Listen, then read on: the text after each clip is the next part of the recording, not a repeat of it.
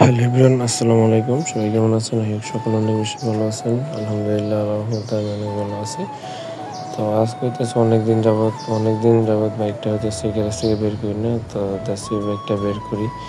বের করার পরে হইতেছে এই যে টায়ারটা এদিক দিয়ে হইতেছে ওই দিন ফাটা ছিল। তো দেখছি হইতেছে বাসা থেকে বের করার সময় দেখি যে সামনের টায়ারটা বইসা পড়ে। তো দেখছি এটা নিয়ে যাই মেকারের কাছে। তো মেকারের কাছে নিয়ে যাওয়ার পরে হইতেছে ওনারা বলে যে টায়ারটা চেঞ্জ করতে হবে। তো ওনারা কি হইতেছে টায়ারটা খুইলা লিকটা সারা দিতে পারবে না।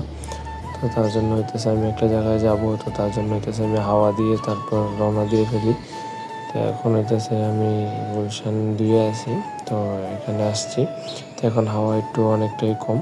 তো এখানে হইতেছে গুলশান একের দিকে হইতেছে একজন চীনা পরিচয় আছে।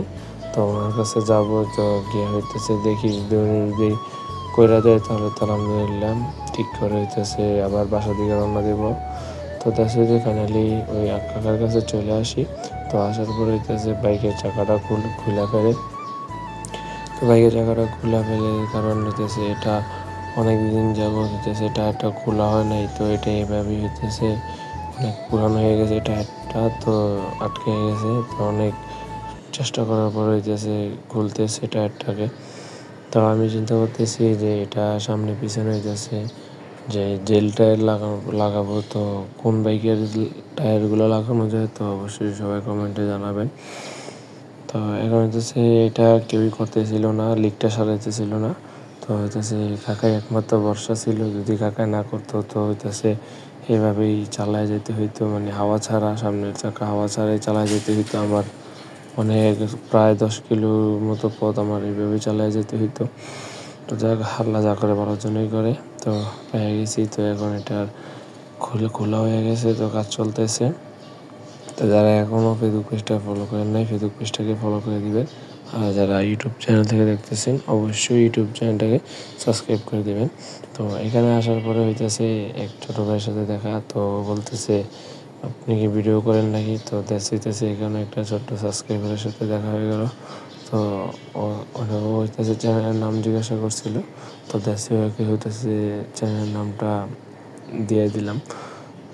তো অবশ্যই আপনারা বেশি বেশি করে সাপোর্ট করবেন যাতে আমি আরও ভালো ভালো ভিডিও দিতে পারি কন্টিনিউ আপনাদেরকে।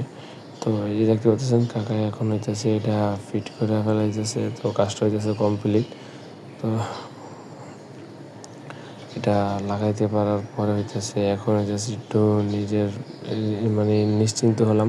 কারণ 10 কিলোমিটার পর হইতেছে হাওয়াবিহীন চাকা নিয়ে তো আর যাওয়া পসিবল ছিল না। তো অনেক কষ্ট হয়ে যেত।